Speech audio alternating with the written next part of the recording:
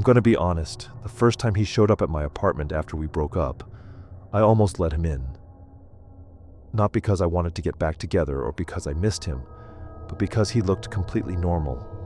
He wasn't angry, drunk, or acting desperate like people always imagine when they hear stories like this. He was just standing outside my door wearing jeans and a hoodie, holding the gray sweatshirt I'd left at his apartment months earlier. He had this small, awkward smile on his face, almost like he felt embarrassed for showing up unannounced. When I opened the door, just enough to see him, he held the hoodie out and said, "I figured you might want this back."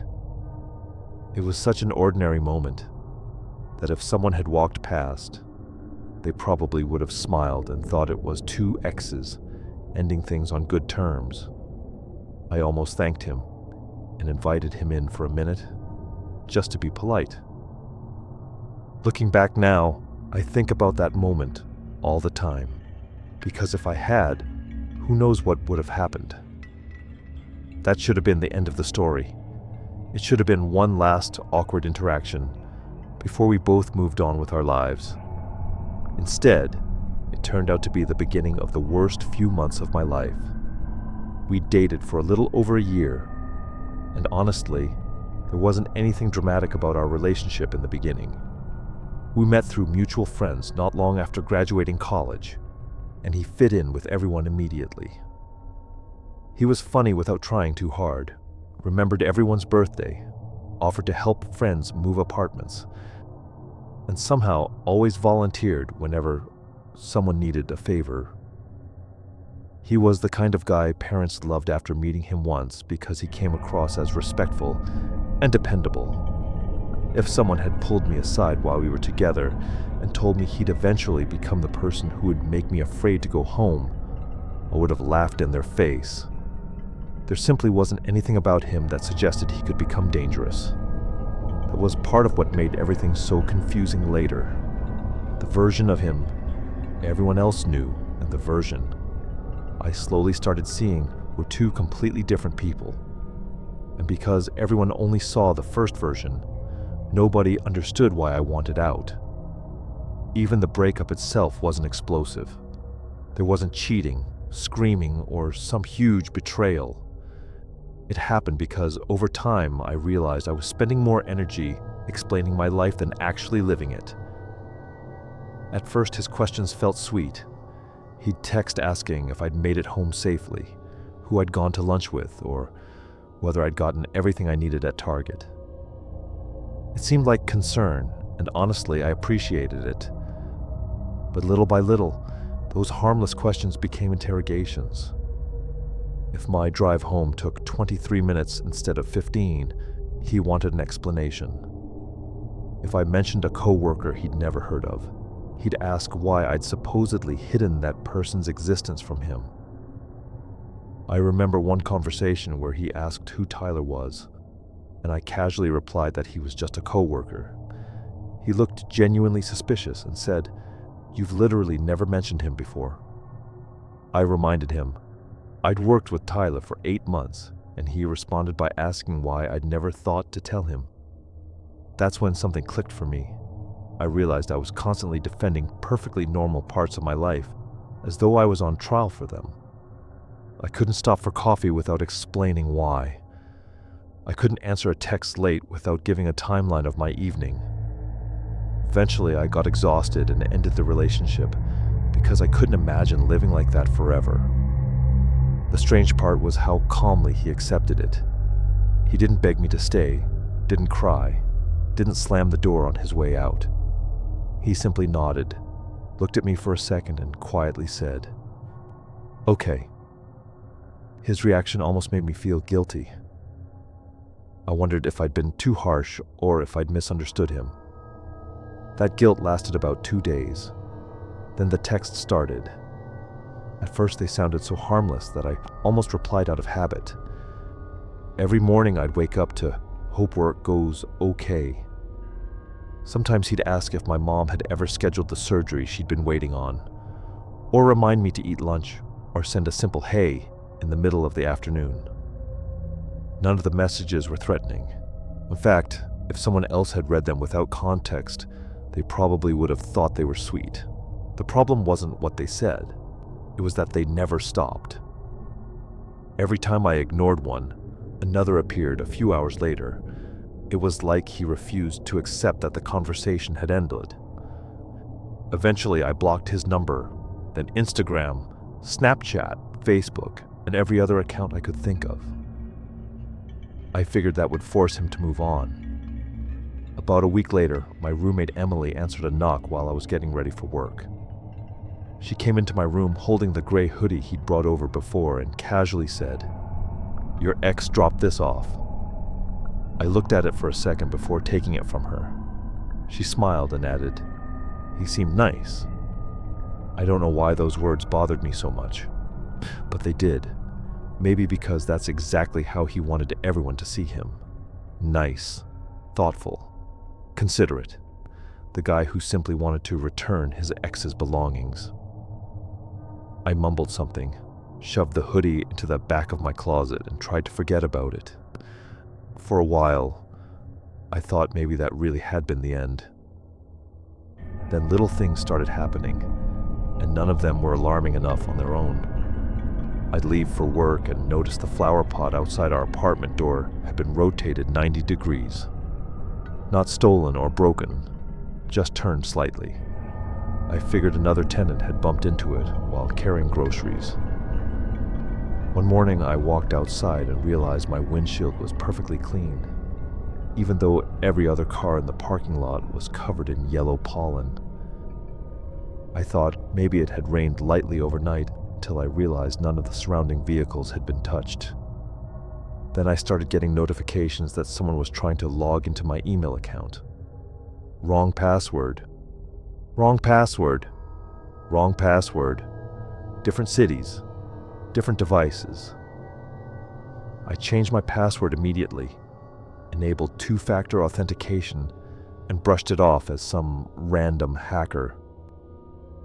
Emily joked that maybe someone desperately wanted access to my Spotify playlists, and I laughed with her because the alternative felt ridiculous. At that point, I honestly didn't believe it could be him. Everything changed one Friday after work. I worked at a dental office and usually got off around 5 in the afternoon. As I walked toward my car, I noticed his truck parked across the street. It wasn't directly outside my office, just sitting there far enough away that it could have been a coincidence. I looked around but didn't see him anywhere. After a minute, I convinced myself he must have had business nearby. I got in my car and started driving home, trying not to overthink it. About halfway there, I glanced in my rearview mirror and realized the same truck had turned onto the road behind me. It stayed several cars back the entire time, never getting close enough to seem obvious, but never disappearing either. Every turn I made, it made too. My chest tightened as I tried to think logically. Maybe we just happened to be driving the same direction. Maybe I was imagining patterns because I already felt uneasy.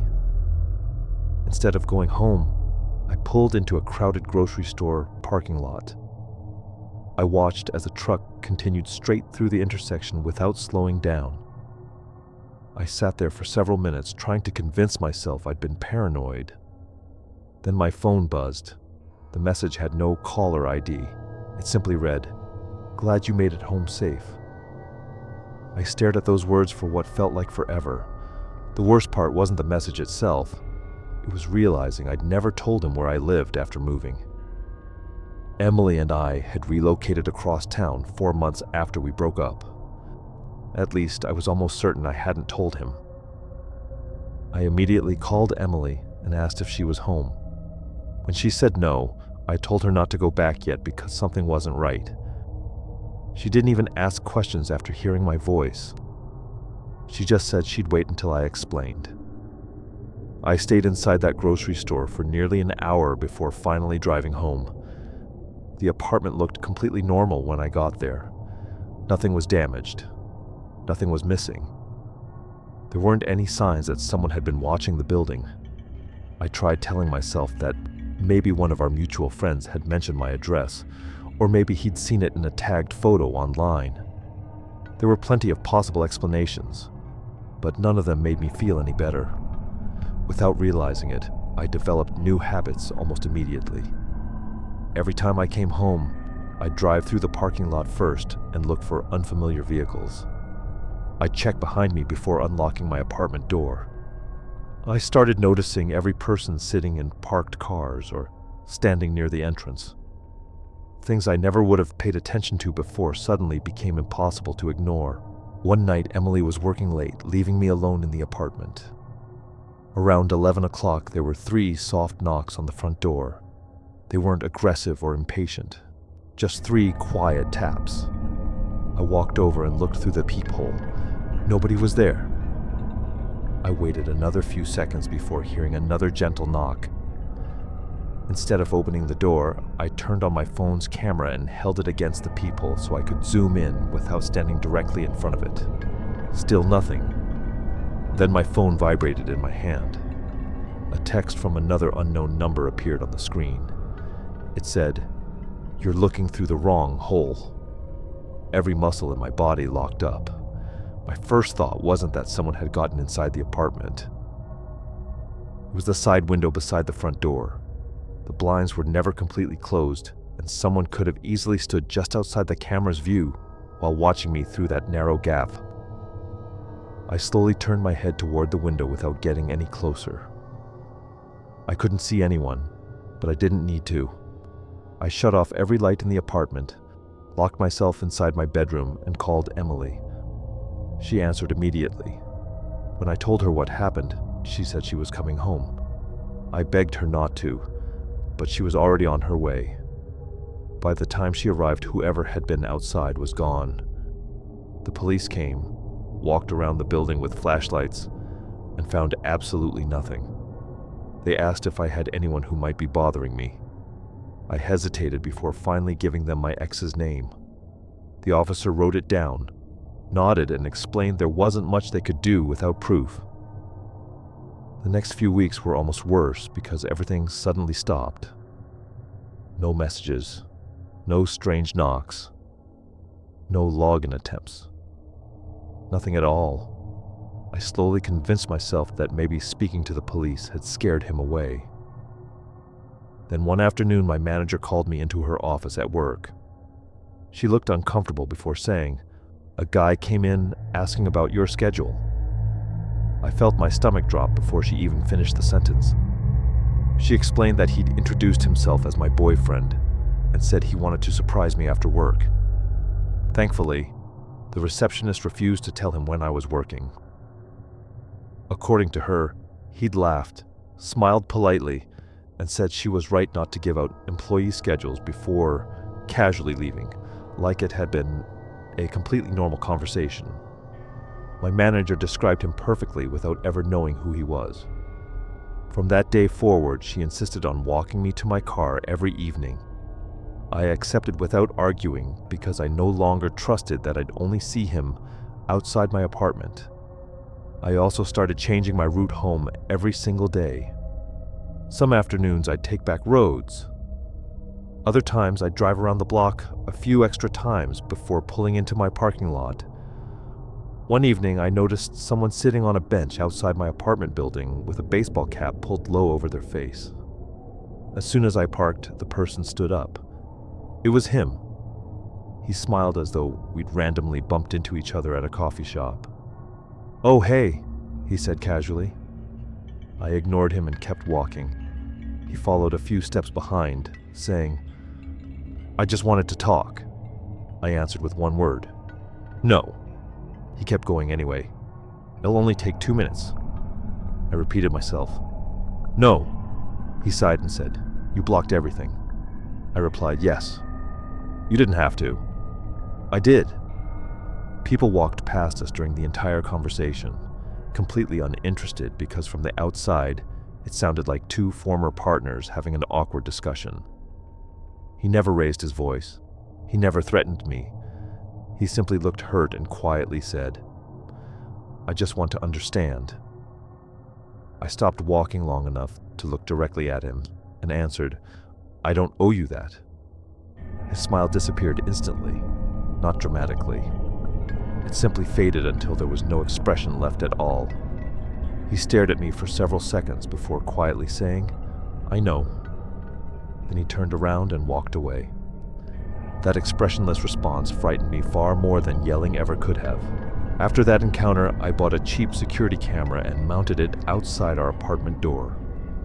5 nights passed without recording anything unusual. On the 6th morning, I checked the footage before leaving for work. At exactly 3:18 a.m., the motion sensor activated. He walked into frame, stopped directly in front of our apartment door, and stood there without knocking, speaking, or touching anything. He simply stared at the door, completely motionless. He remained there for almost 12 full minutes. Then, for no reason I could understand, he smiled. Not at the camera, not at the door, just smiled to himself before calmly turning around and leaving. Watching that footage made my skin crawl in a way I can't really explain. I showed it to the police, and this time they actually questioned him. He admitted he'd been outside my apartment, but claimed he'd simply been out for a walk. At 3 a.m, across town, standing outside my building for 12 minutes. Legally, it still wasn't enough to charge him with anything. I remember leaving the station feeling completely defeated, because everything he did was designed to stay just inside the line of what could actually be proven. Then he changed tactics. Instead of coming directly to me, he started inserting himself into everyone else's lives. My sister received a message from someone asking if I was okay because I'd supposedly been having panic attacks. My mom received flowers without a card. One of my coworkers suddenly got followed on Instagram by an account using my full name, even though I hadn't created it. Emily received texts from an unfamiliar number pretending to be me, asking where she was and when she'd be home. Every individual incident had a possible explanation if you looked at it by itself. Together, they painted a picture that terrified me. It felt like someone was slowly weaving themselves into every corner of my life, making sure they knew where I was, even if I never spoke to them again. The final incident happened on a Sunday afternoon while Emily was away visiting family. I decided to spend the weekend at my parents' house, but I stopped by the apartment to grab some clothes first. The second I unlocked the front door, something felt wrong. The television was on, muted, filling the apartment with flickering light, but no sound. Emily and I always turned it off before leaving. I called out her name, thinking maybe she'd come home early without telling me. No answer. The apartment was silent except for the images flashing across the TV screen. I walked a little farther inside and immediately noticed a disposable coffee cup sitting on the kitchen counter. It was from the exact coffee shop my ex always went to. There was still condensation running down the side of the cup, meaning it hadn't been sitting there long. I didn't search the apartment. I didn't call out again. I backed straight out the front door and dialed 911. Officers searched every room and found nobody inside. There was no forced entry. Later, Emily remembered she'd accidentally left the back window unlocked before leaving town. The police couldn't prove anyone had entered, and there were no fingerprints they could use. Officially, nothing had happened, but I knew. Nobody else drank from that coffee shop. Nobody else would have turned on the TV and left it muted before walking away. It felt like a message, like he wanted me wondering how long he'd been standing inside my home before deciding to leave. After months of documenting every text, every workplace visit, every security recording, and every report we'd filed, I was finally granted a protective order. It wasn't based on one dramatic event, but on the pattern that had emerged over time. For a while, it seemed like it might actually work. Then one day, an email arrived from an account I'd never seen before. It was from him. The message itself barely said anything, but contacting me at all violated the order. That single email finally gave police enough to arrest him.